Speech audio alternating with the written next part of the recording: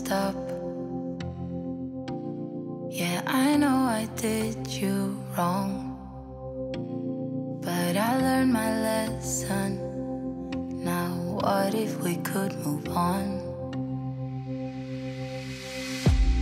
Remember the good days. I wish that we could go back.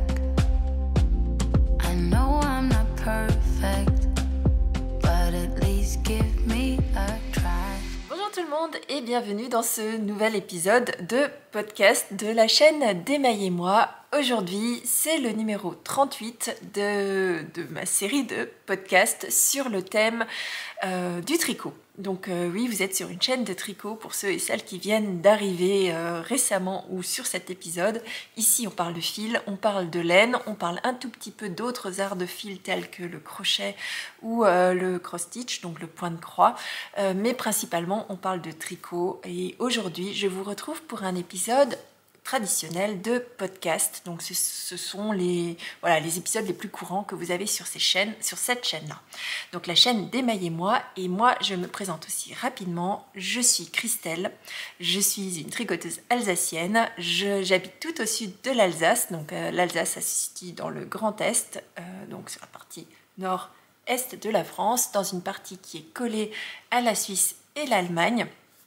Donc sur cette chaîne, je vous parle principalement de laine de teinturière française, mais de temps en temps, vous avez également des laines de teinturière allemandes ou parfois suisses également, parce que ma localité fait que je suis tellement proche de la frontière allemande et de la frontière suisse que je traverse avec grand plaisir ces frontières pour aller chercher des nouveautés et des choses à vous montrer. Si jamais vous me cherchez sur les réseaux sociaux, vous pouvez me retrouver soit sur Instagram, sur Ravelry, ce sont les deux seuls réseaux sociaux sur lesquels je suis présente, et vous me retrouverez sous le même pseudo d'Emaille-et-moi, et donc je vous inscris sur le bas de l'écran le pseudo. Donc en un seul mot, d'Emaille-et-moi, avec un S à maille, puisqu'il y en a plusieurs. Alors aujourd'hui, qu'est-ce que je porte pour ouvrir cet épisode? Je porte le Venezia Shawl de Rory Locatelli que j'avais tricoté dans une laine de Tricot & Stitch dans son coloris Lune du loup. Lune du loup. Alors, je vais peut-être vous montrer un peu plus rapidement, un peu plus grand. Il s'agit d'un châle qui est en losange, donc un châle qui est assez facile à tricoter, qui est sympathique à tricoter et qui se réalise dans un seul écheveau. Donc si vous avez des écheveaux solitaires ou sur lesquels vous ne savez pas quoi faire mais que vous voulez mettre en valeur, ce châle-là est parfait. Je pense d'ailleurs que j'en referai certainement un second parce qu'il va très bien pour cette intersaison. Alors, on est encore en hiver, mais il y a des journées un petit peu chaudes, et donc aujourd'hui, il en fait partie, c'est grisaillou, mais il fait pas très froid, et donc mes gros châles sont un petit peu trop chauds, en tout cas pour l'intérieur, et donc je prends plaisir à ressortir mes châles de demi-saison, donc beaucoup plus légers, beaucoup plus restreints, et moi j'aime beaucoup avoir quelque chose autour du cou pour éviter de prendre froid, parce que on n'est quand même pas encore en été. Et donc c'est un châle qui a deux parties de dentelle qui sont identiques sur les côtés, avec des mailles, enfin des côtes torse sous un certain rythme, qui sont augmentées au fur et à mesure sur la partie centrale. Donc les parties sur les côtés restent toujours la même. C'est une répétition, je ne me souviens plus, mais je crois que c'est 16 rangs, ou ça doit être 32 rangs de répétitions qui se répètent. Et donc vous augmentez, vous faites vos augmentations sur la partie centrale jusqu'à atteindre 50% de votre écheveau. Et lorsque vous avez atteint la moitié, et vous redescendez tout doucement jusqu'à atteindre 0 de l'autre côté. Donc très bien pour utiliser un écheveau solitaire, et en termes de portée, c'est quelque chose qui est bien sympathique parce que ça se porte autour du cou, bien sans que ce soit trop énorme. Comme d'habitude, avant de démarrer cet épisode, j'ai un certain nombre de choses dont je voulais vous parler, des informations, des acquisitions et bien sûr répondre à l'une ou l'autre de vos questions que j'ai piochées parmi vos commentaires. Alors généralement j'essaie de répondre aux questions dans les commentaires quand c'est des questions précises, et puis certaines certaines questions amènent un petit peu plus de développement ou une réflexion de ma part, et j'aime venir vous en parler face caméra parce que une réponse à l'écrit c'est parfois beaucoup plus succinct. En tout cas chez moi c'est succinct parce que j'ai pas forcément énormément de temps pour répondre à tout le monde, et je m'en excuse, mais sachez que je lis tous vos commentaires, et voilà, quand je vois des questions qui méritent d'être partagées plus largement ou qui nécessitent d'être partagées plus largement, je les prends, et c'est le cas d'une des questions aujourd'hui. Donc, avant de démarrer, je voulais vous donner une information concernant celles qui souhaitent réaliser le pull Ingrid Sweater de Petite Knit. Je voulais vous signaler que Elodie de la chaîne A Knitting Journey, si jamais vous ne la connaissez pas, je vous invite à aller voir ses vlogs qui sont très bien faits, et elle tricote des très très jolis ouvrages, et elle a eu la gentillesse de réaliser une vidéo dédiée à la réalisation de son Ingrid Sweater, des Ingrid Sweater, pour vous aider à réaliser le vôtre, et j'ai trouvé que sa vidéo méritait d'être mise en avant parce qu'elle est vraiment très bien faite, et voilà, ça vous permettra de réaliser ce Ingrid Sweater. Je vous ai souvent parlé des patrons de Petite Knit. Ils sont très jolis. J'aime beaucoup le rendu, ça paraît parfois très simple, par contre les explications telles qu'elles sont écrites sont parfois un peu trop succinctes pour oser se lancer ou pour débuter. Et alors avoir tout ce support vidéo que Elodie a réalisé, pardon, je trouve que c'est génial parce que ça complète décidément. Je reviens. À défaut d'avoir le chat qui se promène derrière moi, chose que je ne vois pas généralement quand je filme, j'avais le chat coincé dans la gorge. Donc je disais, à défaut d'avoir un patron qui vous prend par la main, vous avez Elodie qui vous prend par la main et qui vous a réalisé toutes ces explications en vidéo. Je vous invite vraiment à aller voir cette vidéo qui mérite le détour. Première information. Deuxième information, alors c'est pas une information, c'est je vous montre mon avancée de point de croix. Je vous fais pas une partie dédiée parce que moi je démarre au point de croix, mais j'aime quand même bien venir vous montrer mes débuts au point de croix. Vous aviez vu la semaine dernière, j'avais avancé un petit peu, et voici ce que ça donne cette semaine. Donc j'ai rajouté le début du mot summer, puisque la semaine dernière vous n'avez vu que mer, donc j'ai fini mon écriture et j'avance dans la carte postale qui commence vraiment à se dessiner. Alors on voit la partie haute qui n'est pas terminée, puisque vous voyez encore pas mal de blancs qui ne sont pas encore brodés. Je cherche mes mots pour la partie point de croix. Par contre, j'ai réalisé l'étoile de mer, et on commence à voir déjà le contour de la carte postale, et aussi le début du sable qui est pour l'instant un petit peu foncé parce que ce sont les ombres. Et donc, comme il me restait un petit peu de fil, j'ai commencé une autre partie sur le côté. Et donc, il faut que je fasse attention à ne pas me disperser parce que je me connais, j'ai tendance à aller partir dans tous les sens. Là, au même titre que j'ai fait l'écriture, là, j'ai une partie qui m'intéresse bien parce qu'il y a des petits crabes qui vont apparaître. Mais je veux terminer cette partie de carte postale avant de démarrer, avant de me laisser happer par le reste. Donc voilà, pour le point de croix, voilà, c'est un point de croix qui m'a été généreusement envoyé par le site VIP Cross Stitch, dont je vous mets le lien dans la barre de description pour tester le point de croix. Et franchement, je me laisse prendre au jeu, ça me plaît bien. C'est assez addictif parce que voilà, à chaque fois vous avez un fil, en l'occurrence là c'est fait au point de croix avec 2 fils ensemble, mais vous arrivez à la fin de votre couleur et puis vous avez envie d'en monter un autre. Et puis c'est assez rythmé puisque finalement voilà, un fil ça fait voilà, vous voyez tout de suite ce que vous avez fait. Voilà, bon, ça me plaît, vous avez compris, ça me plaît. Par contre c'est extrêmement long, c'est encore plus long que le tricot, donc voilà, je préfère pas vous faire des surprises en vous disant un point de croix terminé. Non, il n'y en aura pas 36. J'avance tout doucement. Deuxième chose dont je voulais vous parler, enfin troisième chose en l'occurrence dont je voulais vous parler, c'est la réception du Club Monet que j'ai eu de Une Louve dans les Bois. Ce mois-ci, donc c'est le Club Monet du mois de février. Le thème, c'était la promenade. Donc je vous mets ici le mood board avant de vous montrer ce joli écheveau. Donc moi j'ai reçu 2 écheveaux puisque j'ai pris son club. Donc vous avez le choix soit d'avoir un écheveau, soit d'avoir 2 écheveaux, et vous pouvez choisir la base de laine sur laquelle elle teint ses coloris. Moi j'ai choisi une base à chaussettes, mais j'ai choisi 2 écheveaux pour me permettre de faire des ouvrages plus larges. Et donc je vous ai déjà dit que c'était la promenade. Le tableau s'appelle La Promenade et voici le rendu. Donc voilà le mood board qui est toujours encore là. Et voici le rendu de cet écheveau de cette semaine. Donc dans les thèmes totalement dans le mood board, dans les bleus et dans les verts, avec comme d'habitude énormément de speckles. Dans le travail d'Ingrid, moi j'aime beaucoup son travail. D'ailleurs, j'ai beaucoup aimé aussi.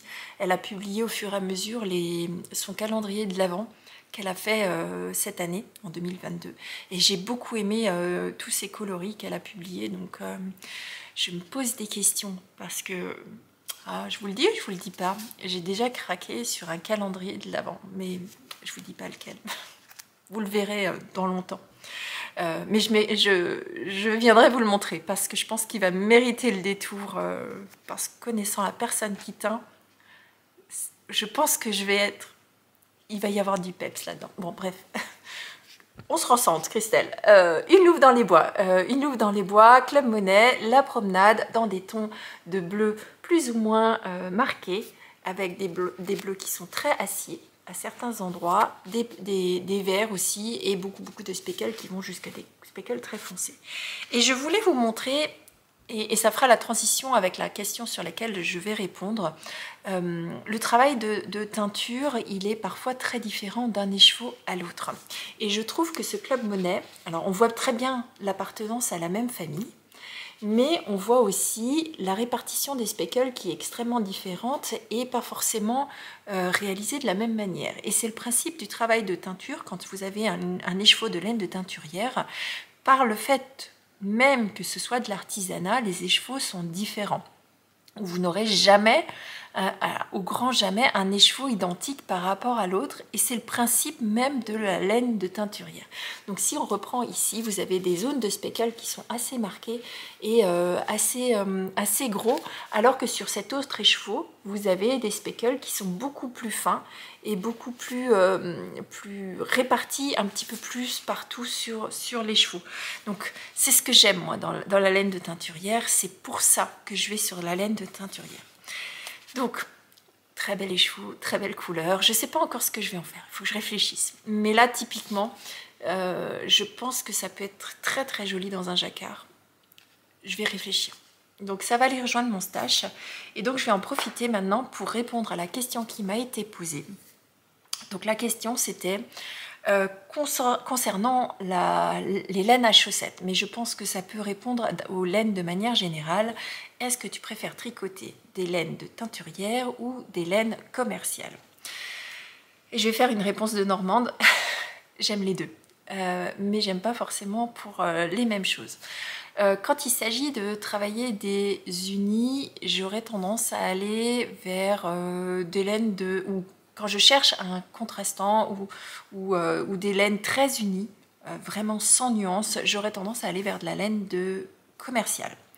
Par contre, à partir du moment où je cherche de la nuance, où je cherche justement du speckle ou du travail de teinture beaucoup plus marqué, je vais aller vers de la laine de teinturière. Donc, la différence entre les deux, c'est la teinture et bien souvent aussi le choix de leur base de laine. Vous pouvez avoir de très belles laines commerciales sur des très belles bases avec des très belles teintures aussi. Ce qui fait la différence dans une laine de teinturière, c'est la manière dont ils vont travailler les teintures, la couleur et la manière de travailler leur agencement, leur speckle et tout ça. Vous avez bien sûr des bases très travaillées aussi sur les laines de teinturière parce qu'elles ont besoin de se démarquer, elles ou ils d'ailleurs, ont besoin de se démarquer par rapport à la laine commerciale. C'est ce qui fait un petit peu la rareté ou le côté un petit peu exceptionnel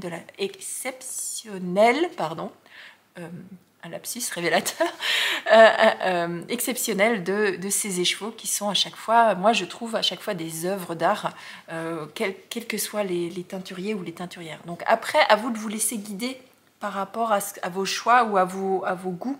Vous pouvez aller vers des speckles, vous pouvez aller vers de la nuance de teinture ou des tons sur tons. Mais ça, c'est vous qui allez voir... qui allez avoir envie d'aller vers tel ou tel teinturier ou teinturière. C'est propre à vos goûts. Voilà. Il y a des très très bonnes laines commerciales aussi. Il y a aussi certaines laines commerciales qui travaillent aussi du speckle, qui travaillent aussi du mélange de couleurs. Donc, j'ai pas de réponse toute faite à ça. Moi, j'aime les deux, je tricote les deux et je vous conseille de tricoter les deux aussi en fonction de vos goûts et de vos besoins.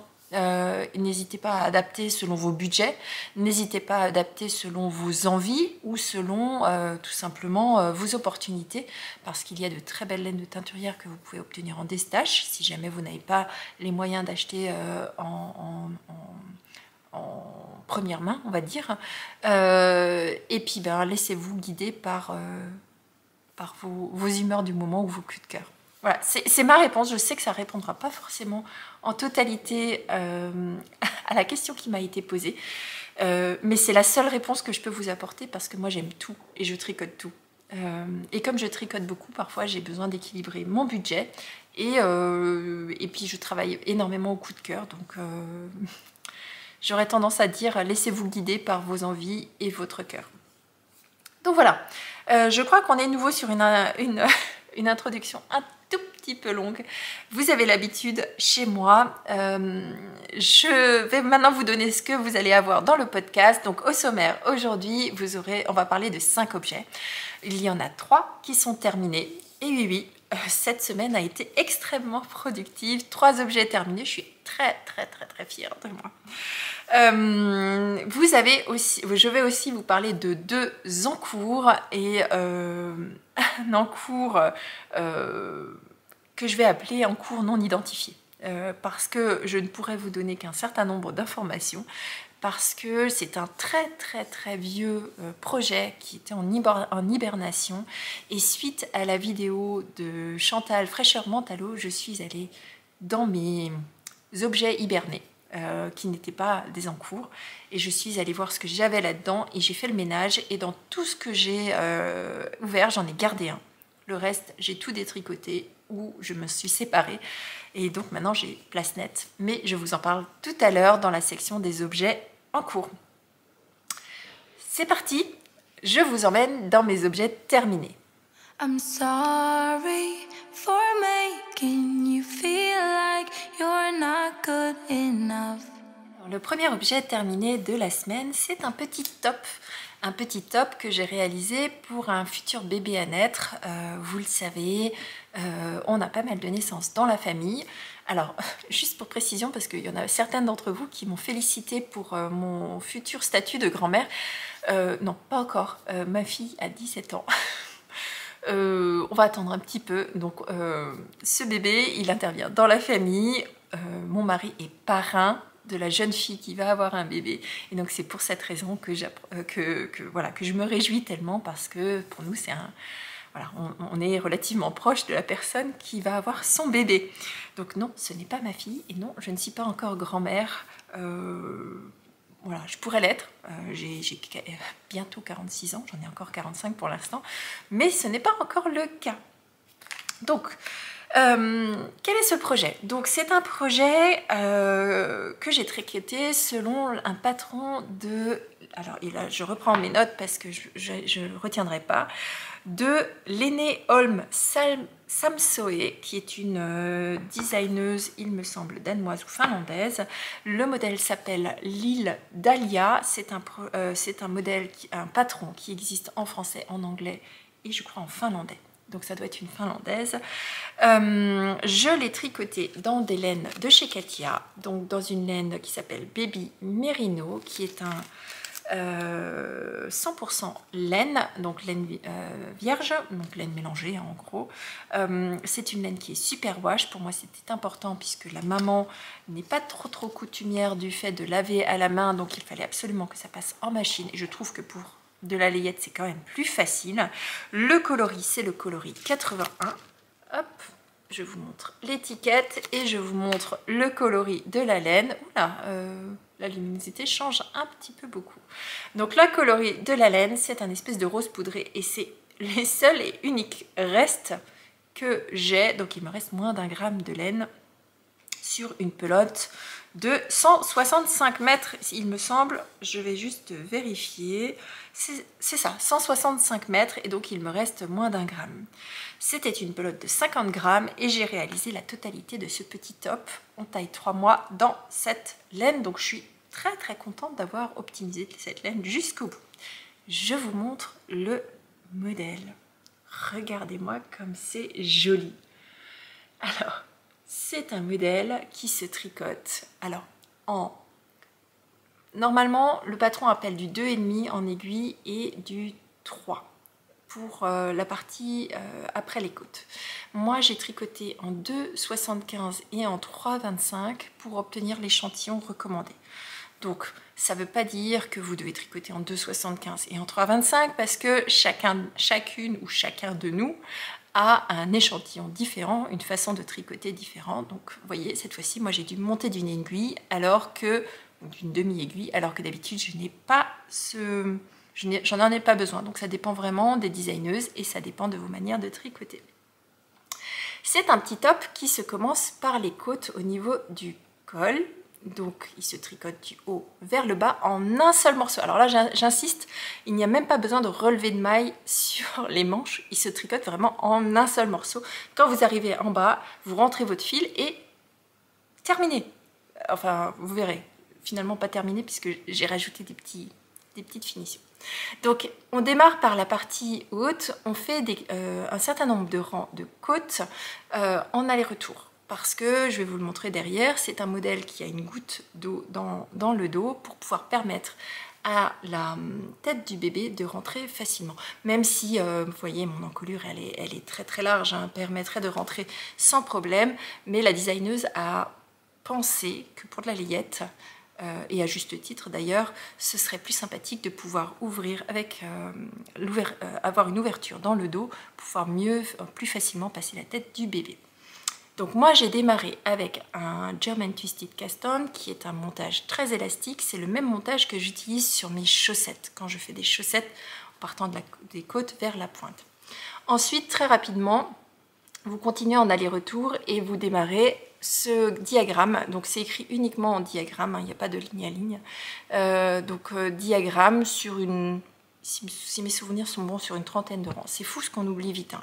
Hein. Donc une 20aine de rangs avant de séparer les manches du corps, et puis après vous faites la fin de les 10 derniers rangs en réalisant à la fois les petites côtes au niveau des manches, puis des petites côtes sous les manches pour pouvoir avoir une belle ouverture ici, là. Hop, vous voyez. Et donc tout ça en terminant votre petite dentelle, donc une petite dentelle qui est sous la forme de petites feuilles qui descendent, et je trouve que ça fait vraiment très joli, c'est chouette. Donc je vous montre l'arrière. Alors non, ensuite vous tricotez en rond quelques centimètres, hein, on est sur du 3 mois, donc ça va hyper vite, et vous finissez par des petites côtes. Alors j'ai fait des côtes normales, pas de côtes torse. Voilà, la flemme, et j'ai fait un rabattage normal. Par contre je l'ai fait assez souple. Je pense que voilà, pour un bébé ça suffit, c'est pas forcément vous n'avez pas besoin d'avoir une finition à l'aiguille, tout simplement parce que je pense pas que le bébé ait des hanches plus larges que son corps, en tout cas pas à 3 mois. Si c'est une fille, ça viendra peut-être, hein. Côté finition, et regardez-moi ce que j'ai fait. Oh, je suis trop fan de ce que j'ai fait. Donc, j'ai mis un petit bouton avec un petit nœud. Alors, ce petit nœud, je vous le dis tout à l'heure parce qu'il vient de quelque part. Et donc, il y a ce fameux petite fermeture là où j'ai rajouté un bouton. Et donc le designer ou la designeuse demande de réaliser une petite... comment on dit ça? Une boutonnière avec le crochet. Donc finalement, je suis bien contente d'avoir appris à faire du crochet parce que ça me sert aussi dans mes tricots. Voilà, et donc ça se ferme très facilement. Hop. Et j'ai fait cette petite boutonnière, je l'ai fait avec en fait le fil de montage qui était au début où j'ai fait ma petite... décidément, je cherche le mot. Donc cette petite boutonnière, c'est un autre nom, mais je l'ai fait en maille en l'air. Tac, tac, tac, et puis après je suis revenue le réaliser à l'intérieur. Certaines d'entre vous sur Instagram m'ont demandé comment coudre un bouton sur de la laine. Alors j'ai pas pu vous le filmer parce que la question est arrivée après que j'ai terminé cet ouvrage, mais promis, la prochaine fois que je couds un bouton sur de la laine, je vous filme ça pour vous le montrer. Alors, ce petit nœud, il a une petite histoire. Donc c'est tout simplement un ruban que j'ai récupéré sur un nanomarqueur qui m'avait été offert généreusement dans le cadre des Véléneux et qui tenait un nanomarqueur de chez Woolbags. Alors je vous montre, il était pris dans ces ouvertures hein, que vous voyez là sur les côtés et il était voilà, réalisé pour tenir l'anneau-marqueur. Et j'ai trouvé que la couleur était très jolie, donc je l'avais gardé. Et donc bah, voilà, il a trouvé sa place à l'arrière de ce petit top. Pour faire une petite finition sur ce projet. Alors j'y ai mis un bouton, par contre j'ai mis le bouton le plus plat possible pour éviter que le bébé puisse sentir une gêne dans le dos. Voilà, c'était un petit peu mon retour sur ce top L'Île Dahlia. Alors le patron, il est un peu cher parce que moi j'ai payé ça 8,60 €. Par contre, c'est un patron qui peut être assez rentabilisé parce que dans le patron, vous avez un top, vous avez un gilet, vous avez une robe et vous avez aussi une barboteuse. Donc une espèce de petit body. Et je pense, alors là j'ai fait un top, il est possible que je rajoute certainement un gilet, peut-être la robe. La barboteuse, je ne sais pas, je ne suis pas certaine. Mais voilà, c'est un patron qui va de la taille naissance jusqu'à la taille 4 ans. Et franchement, ça vaut le coup, hein. C'est sympa. Moi, je trouve que c'est vraiment très sympa. Voilà. Très fière de moi. Non seulement c'est joli, les finitions sont chouettes, j'ai utilisé la totalité de ma laine et puis j'ai pu réutiliser un petit quelque chose que j'avais gardé. Donc voilà. Petit objet qui va aller rejoindre ma boîte de naissance qui est ici, là, hop, c'est la boîte du haut. La première boîte c'est ma boîte de naissance, la seconde c'est ma boîte de bas pour moi et la troisième c'est autre chose dont je vous parlerai une autre fois. Et voilà pour ce premier objet terminé de la semaine. Je suis assez fière de moi, ça a été hyper rapide à tricoter, de la liette, hein, ça va beaucoup plus vite que les tricots en taille L que je réalise habituellement pour moi, ou même les grandes tailles de mon mari ou les grandes chaussettes de mon fils. Bon, on en parlera tout à l'heure. Bon, on passe au projet suivant. Je vous emmène dans l'ouvrage suivant. I'm sorry for making you feel like you're not good enough. Alors l'ouvrage suivant, vous l'aviez vu la semaine dernière, quasiment terminé. Entre-temps, je l'ai terminé et je dois vous remercier parce que vous avez été extrêmement nombreux et nombreuses à m'envoyer vos avis ou vos conseils ou des idées pour faire la finition de ce châle ou de cette étole. Merci, merci. J'ai pioché et j'ai choisi parmi l'une de vos propositions et vous avez été nombreuses d'ailleurs à me proposer cette finition. Je suis très contente, mais je vais vous en parler tout à l'heure. Alors, de quoi je parle? Je parle de l'étole Pythagore de Marie-Christine Lévesque que j'ai réalisée dans mes restes. Et alors, c'est là que je suis hyper ravie. Ce panier, il débordait de restes, donc ça, je dois l'enlever parce que c'est une pelote neuve que j'ai utilisée. Mais voilà uniquement ce qui me reste de mes restes. Donc là, quelques grammes uniquement de chacun.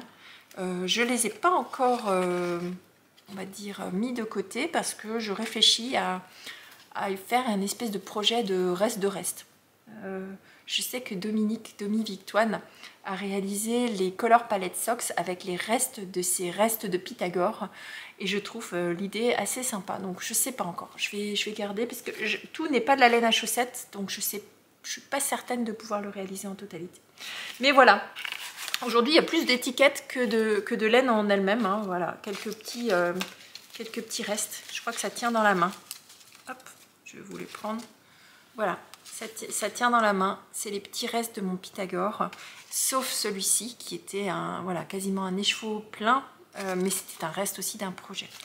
Celle-ci, c'est une laine de chez Drops, de Nord de chez Drops, que j'ai acheté spécialement pour l'occasion, qui est le coloris numéro 12, et que j'ai voulu intégrer tout simplement pour mettre un petit peu de couleur dans ce châle. Alors, je vous montre le châle, l'étole, qui est immense. Alors, je vais le faire différemment de la fois dernière, hein, pour que ce ne soit pas redondant. Donc, moi, j'ai démarré par ce coloris vert. Alors, coloris uni, c'est une laine de chez Lang. Alors, je vais vous faire toute la retranscription, hein, et je vais sortir mes étiquettes si je les ai encore. Eh ben, langue, je ne vais pas pouvoir vous le montrer. Donc, c'est une langue de chez... donc, c'est une base Javol de chez Lang. C'était un reste de mon châle...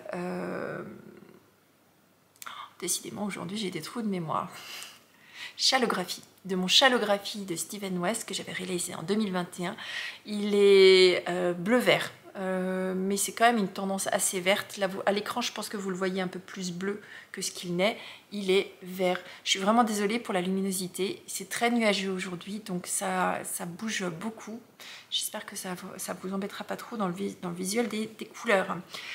La deuxième couleur que vous avez ici, c'est la couleur Calici de la Bien-Aimée, qui est cet écheveau-là. Et c'est un reste de mon gilet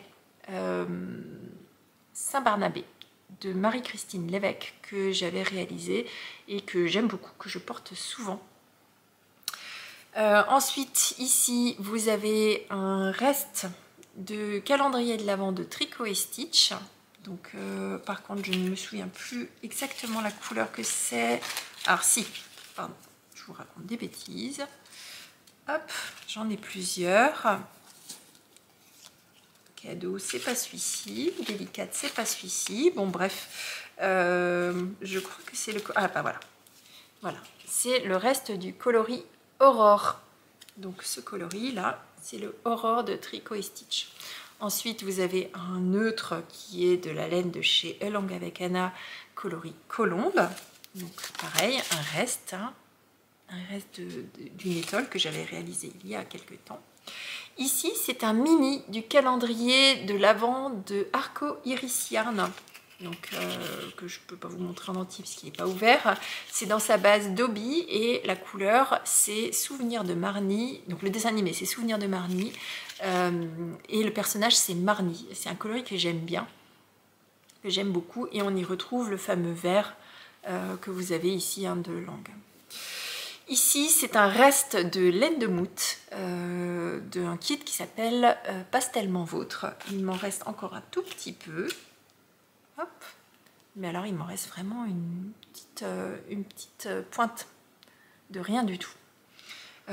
Et ça, c'était un reste de mes chaussettes Poesia, du contrastant des chaussettes Poesia.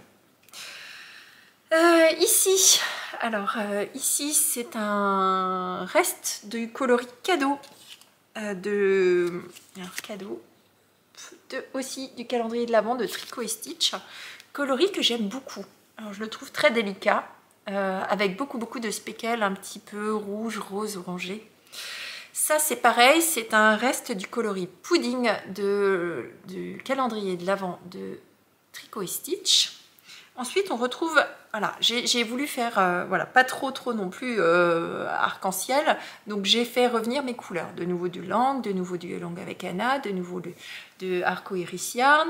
Ici, c'est un reste, alors vraiment un reste, mais je ne peux pas vous montrer grand-chose, d'un mini de chez Woolbags. Vous retrouvez le coloris pudding, vous retrouvez le coloris cadeau et vous voyez ici, alors ça se voit encore, vous avez un mini carré dans le grand carré, tout simplement parce que je suis tombée en panne de ce fameux coloris cadeau et je suis allée chercher un coloris qui s'approchait et j'ai trouvé le coloris délicate aussi dans le calendrier de l'Avent de Tricot et Stitch. Ce rose là, c'est la fameuse rose. C'est la fameuse Nord de Drops que j'ai acheté spécialement et vous finissez avec à chaque fois un petit rappel des coloris existants et j'ai voulu finir avec ce fameux coloris de chez Arco Iris Yarn. Côté finition, je vous avais demandé qu'est-ce que vous estimez de mieux, un i-cord, du crochet, qu'est-ce que vous vouliez me voir faire et vous avez été extrêmement nombreuses à me proposer un point au crochet qui s'appelle le point d'écrevisse.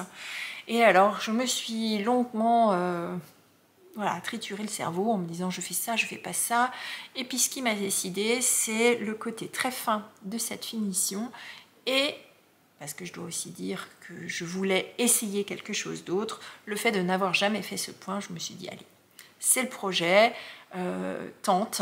Et voilà le type de finition que ça fait. Alors, j'aime beaucoup le fait... Alors ça, c'est le principe du crochet. Moi, j'ai volontairement pris un crochet un petit peu plus gros. Donc, j'ai pris un crochet de 3,5 parce que je me suis dit que ça allait faire des petites... comme une espèce de petite dentelle sur le bord. Donc, le crochet, la partie finition, plus le crochet un petit peu plus gros, ça fait cette toute petite finition. Toute fine, ça a gardé une bonne fluidité, ça n'a pas alourdi. On a gardé aussi une élasticité, alors un petit peu moins marquée que sur la partie point mousse, mais quand même une élasticité certaine parce que je suis restée dans un crochet assez gros. Et j'aime beaucoup le principe d'avoir cette pseudo-dentelle, parce que ça n'en est pas une, mais je trouve que ça rappelle les zones où on a fait les diminutions sur les parties centrales, et donc ça rappelle ces grands carrés sur le côté. Donc voilà, c'est une étole qui est très très très longue. Elle fait plus de 2 mètres, en tout cas la mienne fait plus de 2 mètres, et seulement 30 cm de large, et donc si je la mets autour du cou, hop, vous pouvez faire vraiment un nombre certain de tours. Hop, pour bien vous emmitoufler dedans. Et voilà. Donc, moi qui suis habituellement assez dans les neutres, je suis très contente d'avoir mis un peu de couleur parce que c'est vraiment quelque chose que... C'est que des couleurs que j'aime. Il y a du rose, il y a du vert. Je me rends compte finalement au fur et à mesure que j'aime le vert. C'est quelque chose que j'ai jamais tricoté, je tricote énormément de bleu et je suis très contente d'avoir mis du vert dans cette étole. Donc là vous pouvez la voir très proche de votre cou ou vous pouvez tout simplement l'utiliser comme une écharpe, hop, en la laissant traîner, ou encore une autre possibilité, vous pouvez la basculer comme ceci. Donc voilà, beaucoup de possibilités. J'aime beaucoup, moi, les étoiles qui sont assez longues parce que je peux les porter sous mes manteaux assez facilement, beaucoup plus facilement qu'un gros châle que je n'arrive pas à faire rentrer dans mon manteau. Les châles, je les porte par-dessus. Donc là, il faut vraiment qu'il fasse froid de chez froid pour porter mes gros châles. Donc voilà. Ce Pythagore, vous ne le verrez plus sur cette chaîne, hormis si je le porte. Alors comme c'est une étole assez longue, il y a très très peu de chances quand même que vous la voyez, ou alors il fera vraiment très très froid dans ma maison, et je serai obligée d'aviser et de porter des grosses choses bien chaudes.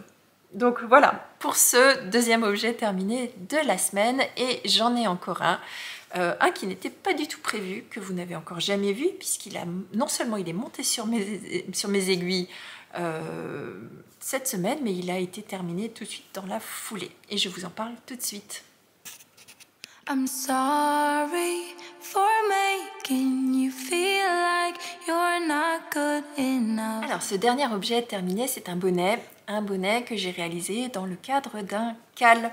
Alors, c'était pas du tout prévu. J'ai reçu une newsletter d'une designeuse auquel je suis abonnée qui s'appelle Becky Beagle, qui est sur Ravelry sous le nom de Nomadic Knits, donc Nomadic Knits. et qui a lancé un patron qui s'appelle Lonely Heart Club, qui s'appelle, pardon, X&O's, et qui a lancé le cal qui va autour pour le jour de la Saint-Valentin. Alors moi je fête pas la Saint-Valentin particulièrement, on n'a jamais fêté avec mon mari, on fête plein d'autres choses, mais en dehors des dates commerciales. Mais ça c'est propre à nous.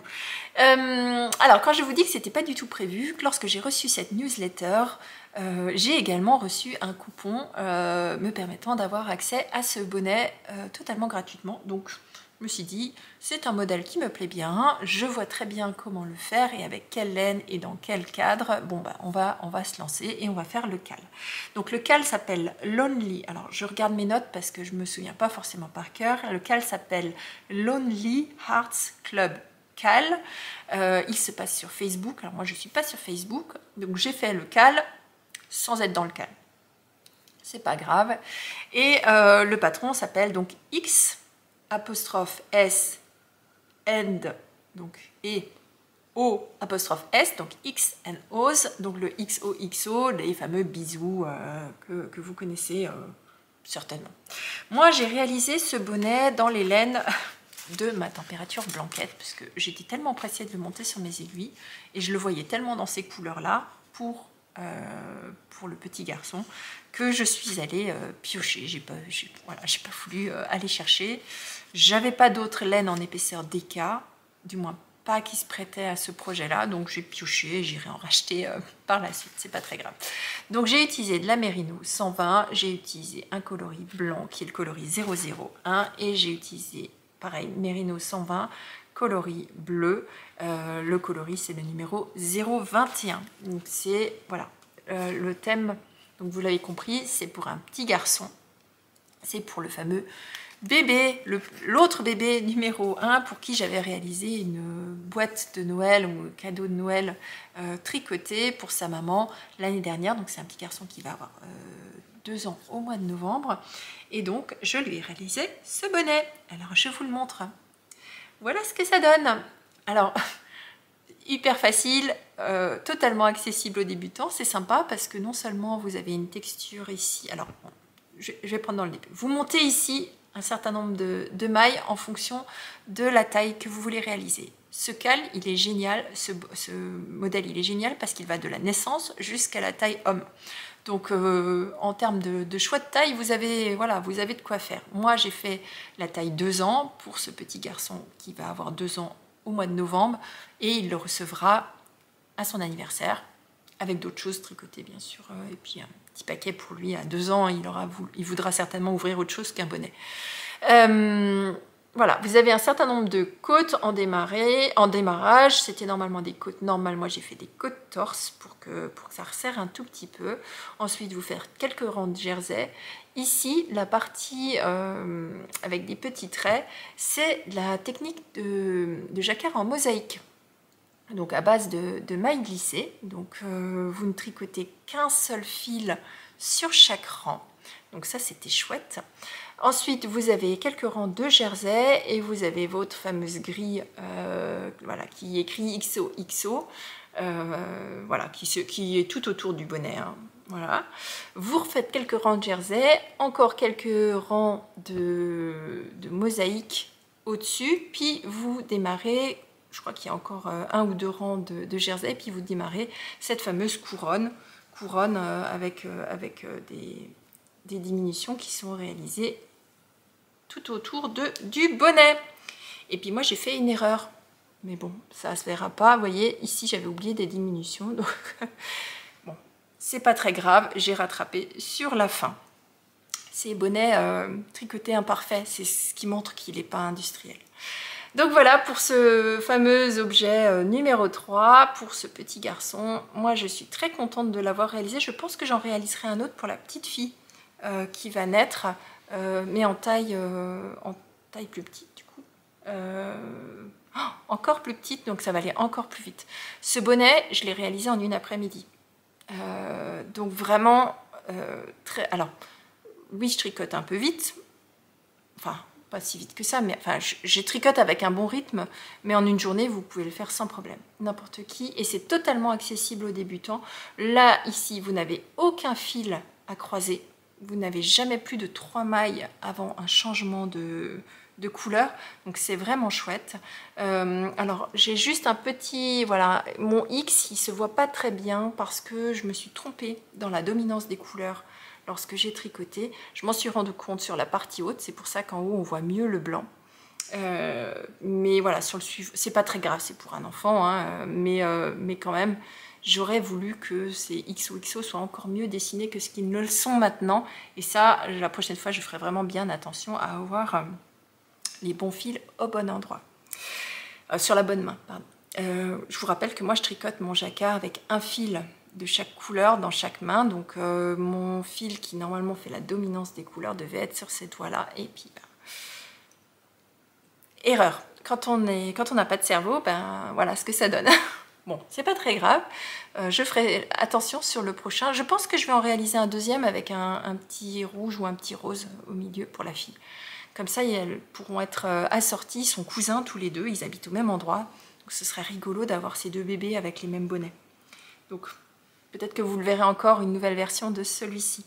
Donc, je vous invite. Par contre, si vous n'êtes pas abonné à la newsletter, vous n'avez pas reçu le code gratuit. Je ne sais pas dans quelle mesure je peux le partager, donc je ne le partage pas.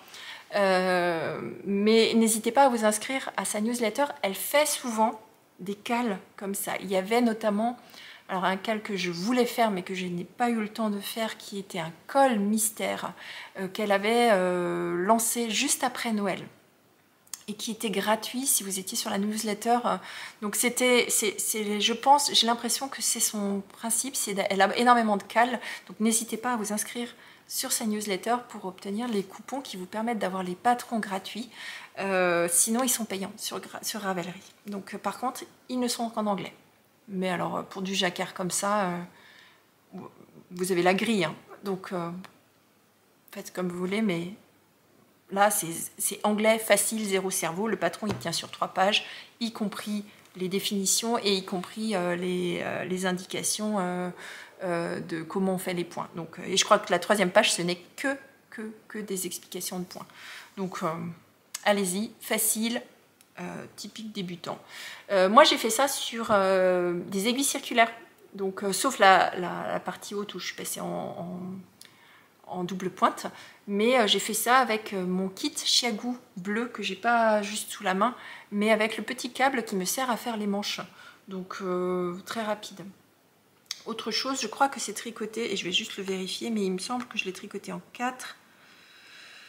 Voilà, oui. Alors, j'ai tricoté en 4 toute la partie du haut du bonnet et en 3,5 les côtes. Donc, et c'est ce qu'appelait le patron. Donc voilà. Ça me paraît un peu grand pour un jeune de 2 ans, mais je crois que je me rends pas compte. Finalement, c'est pas si grand que ça. Ça me paraît un peu haut, mais soit il le portera à slouchy, comme on dit, hein, avec un petit peu de gras sur la tête, ou alors elle fera un revers avec la partie des côtes. On verra bien. Les nouvelles en fin d'année, puisque celui-ci va aller dans cette boîte du bas. Parce que, bon, à force de vous dire, je vous le dirai après. Donc cette boîte du bas, en fait, c'est ma boîte, et je vous la montrerai mieux une prochaine fois. C'est la boîte dans laquelle je mets mes futurs cadeaux de Noël, parce que je ne veux pas me retrouver comme l'année dernière à finir mes cadeaux de Noël le jour même, ou voire quelques jours après Noël. Donc j'ai commencé à faire mes cadeaux de fin d'année, donc Noël ou anniversaire de fin d'année, parce que j'ai énormément de personnes dans la famille qui sont nées fin d'année. Donc voilà, c'est ma boîte à cadeaux en fait. Donc je tricote, je mets dedans et après je pioche dedans pour faire mes cadeaux de Noël ou mes cadeaux d'anniversaire. Donc voilà, vous savez tout sur mes 3 boîtes. Naissance, chaussettes, Noël. Pas mal, hein? Organisez la cristal cette fois-ci. Voilà pour les objets terminés pour cette semaine. Maintenant, je vous emmène voir un ovni, un objet en cours, un objet, alors il n'est pas volant, un otni, un objet tricoté non identifié. Je vous retrouve tout de suite. I'm sorry for making you feel like you're not good enough. Alors cet objet, je dois remercier Chantal de la chaîne Fraîcheur Mentalo parce que elle s'est questionnée sur la différence entre un projet en cours et un projet tout court. Et je vous dis souvent que je suis quelqu'un de multi en cours. Donc quand je vous donne des chiffres, ce sont des objets sur lesquels, enfin du moins des ouvrages sur lesquels je suis en train de travailler. Mais c'est vrai que j'avais dans mon atelier un certain nombre de très vieux projets ou ouvrages qui étaient plus ou moins en hibernation. Et en ayant vu sa vidéo, je me suis dit que, allez Christelle, tu te prends par la main. Il est temps d'aller regarder ce qu'il y a dans ces sacs, dans ces boîtes et de voir s'il y a des projets ou des ouvrages qui méritent d'être terminés ou pas. Alors, je vous cache tout de suite le suspense. J'en ai trouvé qu'un seul qui méritait d'être terminé et je vais vous le montrer. Alors, ça va pas être une partie de plaisir parce que j'ai trouvé le projet, j'ai trouvé les restes de laine, mais j'ai pas trouvé le patron. Donc il va falloir que je bidouille. Tout le reste, ça m'a permis de faire un tri entre ce que je voulais terminer, pas terminer, ce que je voulais garder, pas garder, détricoter.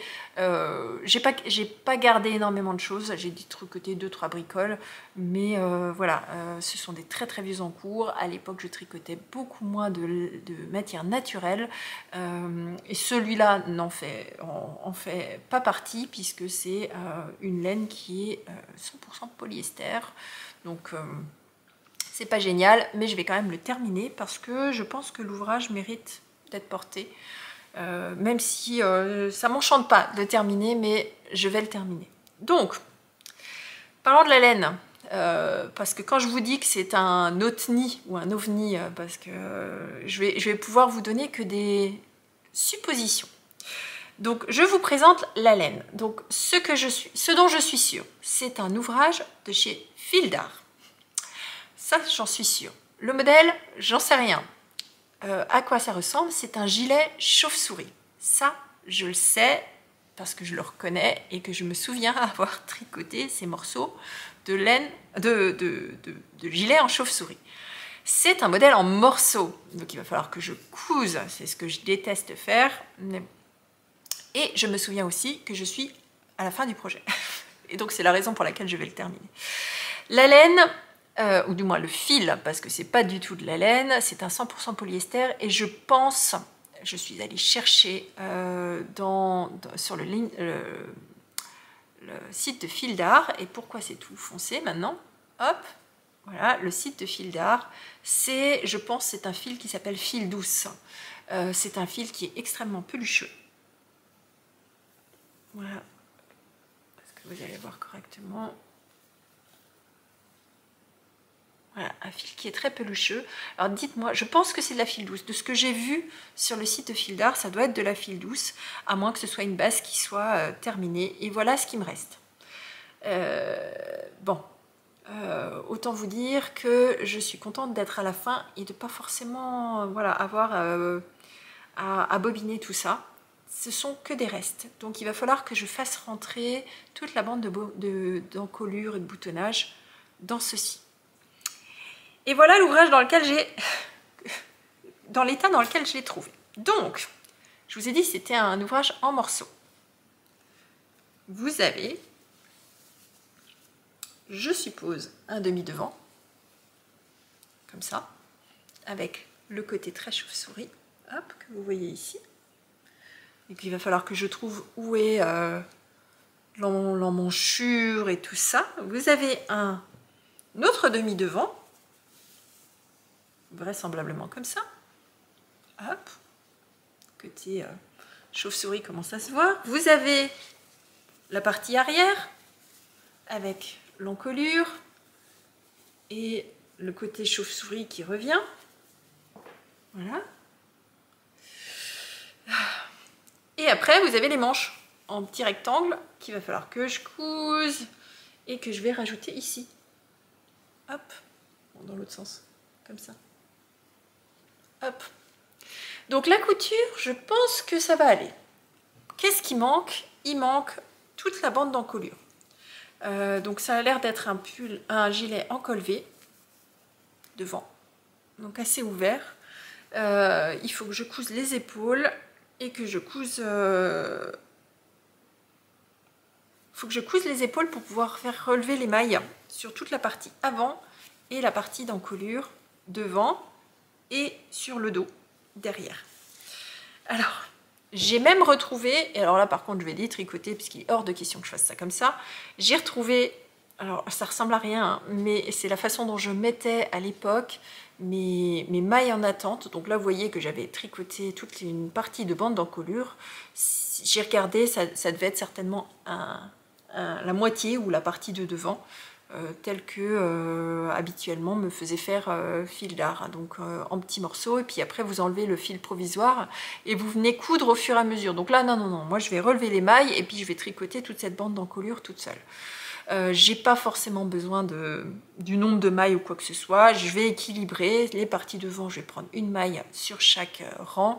Sur la partie d'encolure par contre je vais prendre un petit peu de gras. Enfin pas de gras, de mailles sur 3 ou 3 mailles sur 4, je vais avisser en fonction de l'encolure pour pas que ça fasse chou-fleur.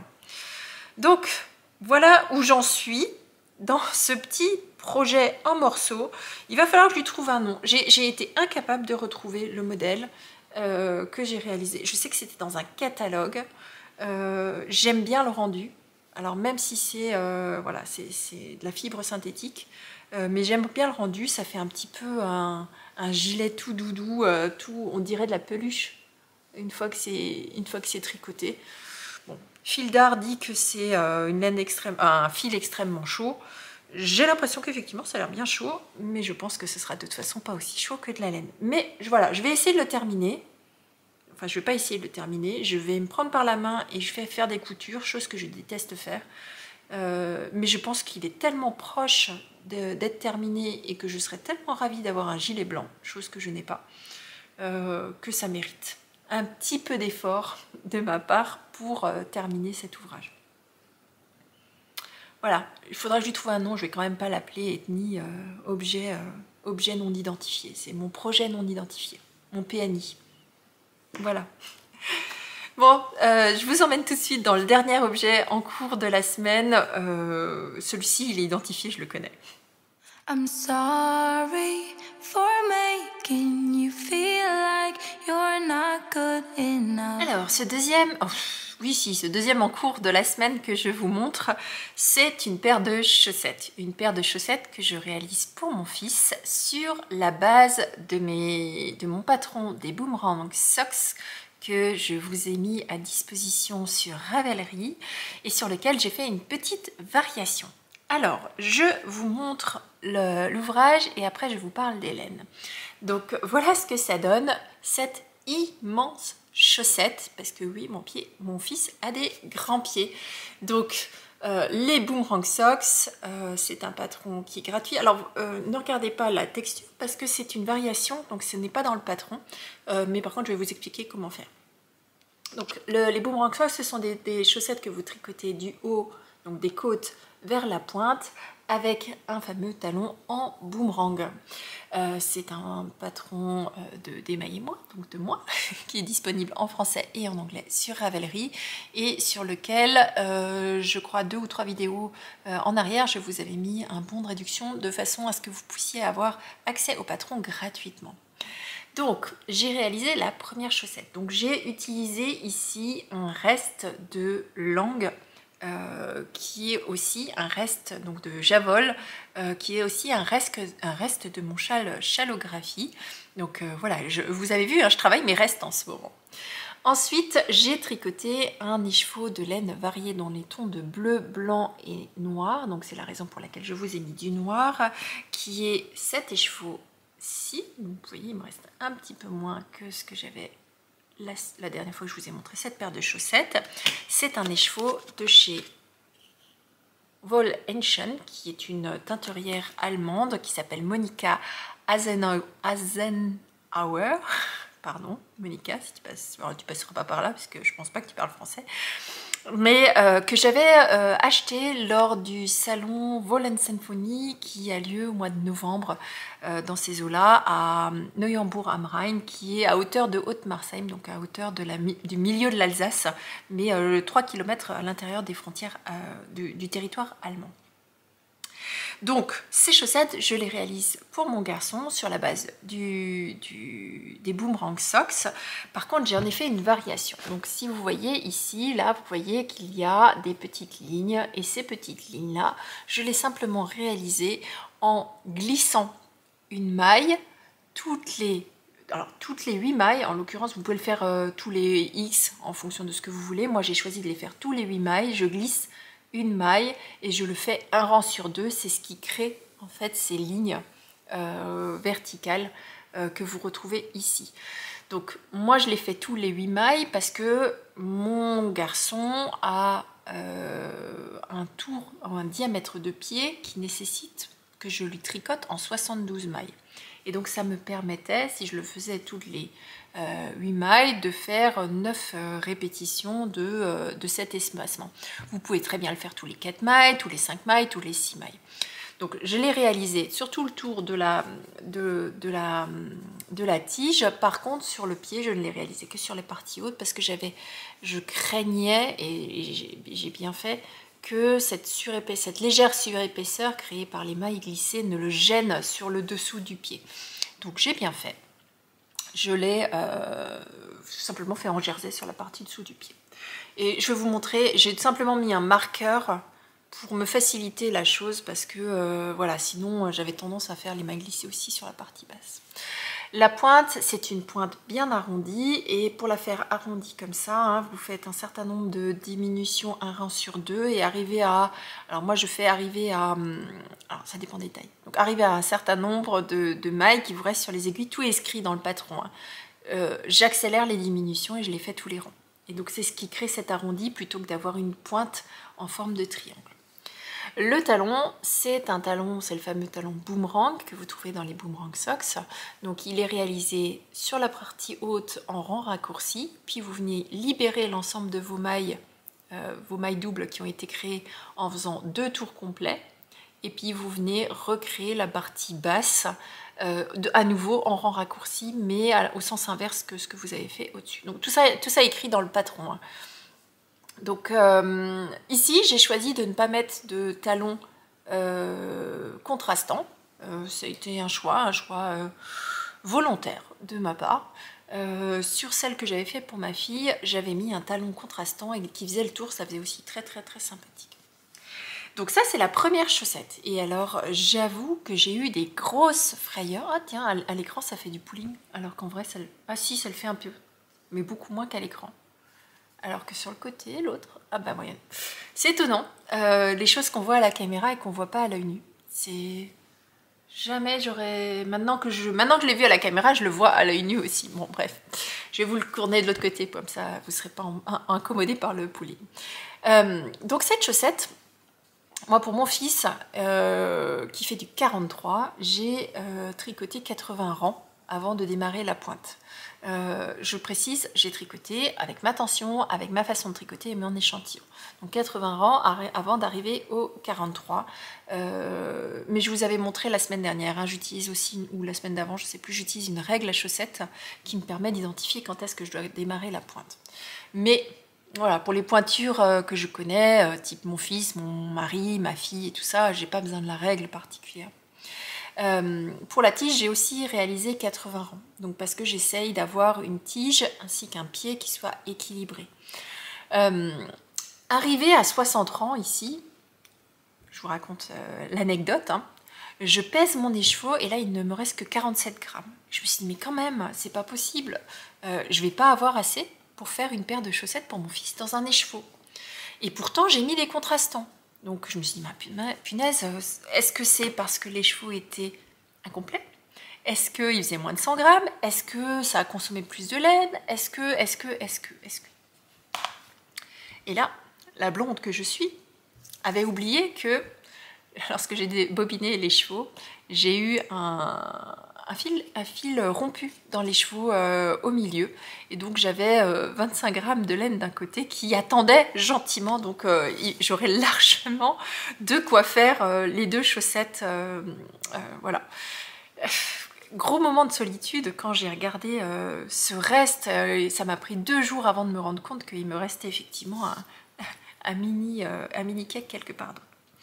Donc où j'en suis de ma deuxième chaussette, bah, j'ai fini la tige. Donc ça paraît interminable.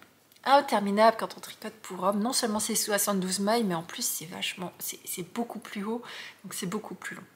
Et pourtant c'est que du jersey, donc autant vous dire que heureusement que mes hommes ne mettent pas de dentelle, parce que je leur ferai pas 80 rangs de dentelle et 80 rangs dans l'autre sens. Donc la raison pour laquelle je me suis arrêtée ici, c'est parce que j'ai eu un certain nombre de questions de certaines d'entre vous qui sont débutantes en chaussettes et qui m'ont posé des questions, qui avaient quelques difficultés par rapport aux talons. Et donc je me suis dit, comme je suis en train de les refaire, alors oui il y a des mailles glissées mais ça ne changera pas tout, je vais essayer de vous faire une vidéo pour vous montrer exactement les gestes techniques pour le talon des Boomerang Socks, comme ça vous l'aurez sur la chaîne et je vous rajouterai le lien dans le patron pour que ce soit plus simple pour vous pour le tricoter. Donc surtout pour celles qui débutent et qui ont choisi les Boomerang Socks, parce que vraiment c'est un patron accessible aux débutants et je voudrais pas que ce petit geste technique, c'est simplement un petit geste lié au rang raccourci, puisse vous empêcher de les réaliser. Donc voilà, je les ai arrêtés. Je pense que dans la semaine ou la semaine prochaine, je pense que je vais le faire dans la semaine pour que vous l'ayez quand même, parce que voilà, si vous les avez démarrés, c'est dommage de les laisser de côté. Donc je vais vous les filmer, vous aurez certainement dans la semaine un petit bout de vidéo, ça fera pas 1 heure, hein, mais vous aurez un petit bout de vidéo pour vous montrer tous les gestes techniques de ce talon. Pas du reste, parce que là, monter les mailles, faire des côtes et tricoter en rond, ça vous devez être en mesure de savoir le faire, je pense. Et si c'est pas le cas, il y a plein de tutos pour vous montrer comment on fait un German Twisted Capstone, comment on tricote, comment on joue en rond et tout ça. Par contre, effectivement, le talon, il est propre à ce patron-là, et donc je voulais vous le montrer.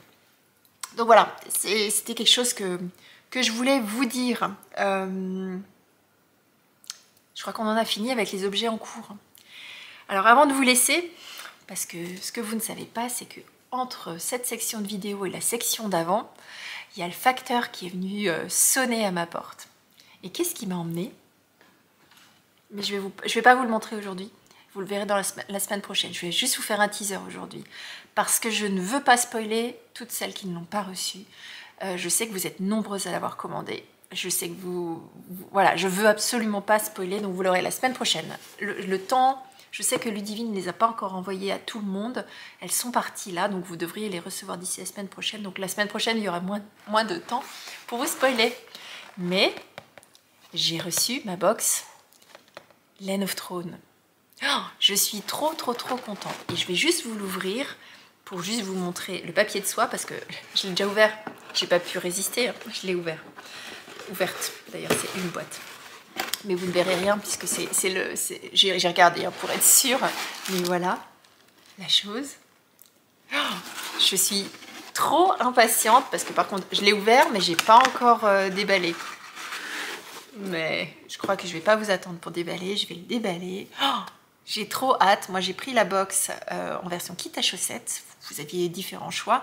Moi j'ai pris la version kit à chaussettes mais avec les goodies. Et comme je suis une très grande fan de Game of Thrones et de tout ce côté voilà, non seulement mystérieux, pas mystérieux, un peu féerique avec les dragons, avec enfin toutes ces côtés stratégiques, bon bref. Je vais pas m'enflammer là-dedans parce que sinon je vais vous bassiner avec ça. Mais voilà, je suis très grande fan et donc il me tarde de découvrir tous ces goodies.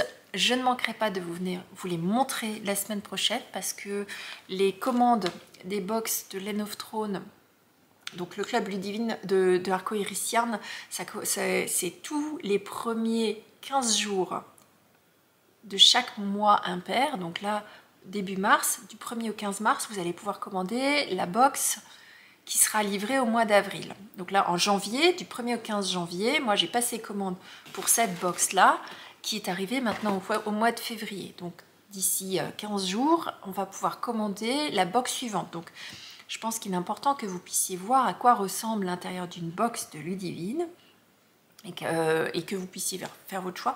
Bon, les laines, vous savez que Ludivine, moi je suis grande fan de son travail. Les goodies, voilà, c'est toujours un petit peu la surprise. Voilà, on ne sait pas trop ce qu'il y a à l'intérieur. Moi, il me tarde vraiment de découvrir. Et je vous en ferai part pour que vous puissiez faire un choix réfléchi de est-ce que vous voulez vos box avec ou sans goodies. Voilà, c'était un sacré budget quand même la partie goodies parce que c'était quand même 50 €. Moi j'en attends énormément parce qu'on a une salle cinéma avec un grand couloir et j'espère pouvoir décorer ou apporter ces objets-là dans ce cadre-là. Donc c'était fait avec beaucoup de réflexion, mais c'est vrai que c'est un sacré budget et donc du coup je voulais vous le montrer pour que vous puissiez faire vos choix. Donc il faudra attendre la semaine prochaine. Sur ce, moi je vous souhaite une très bonne journée, une très belle semaine créative. Je vous souhaite également une très belle fin de dimanche si jamais vous regardez cette vidéo directement à la sortie. Je vous retrouve très certainement cette semaine avec l'explication du talon en vidéo, une petite vidéo assez courte sur les gestes techniques pour le talon du Boomerang Socks. Des Boomerang Socks, pardon, et je vous retrouve dimanche prochain pour un épisode de podcast traditionnel, toujours à 14 h le dimanche, histoire de bien digérer devant un podcast et un bon tricot sous le plaid, tant qu'il fait froid. Bon, un autre jour si jamais vous ne regardez pas ça le dimanche. Je vous souhaite une belle semaine créative et je vous dis à la semaine prochaine. Bisous, bye bye. Yeah, I know I did you wrong, but I learned my lesson. Now what if we could move on?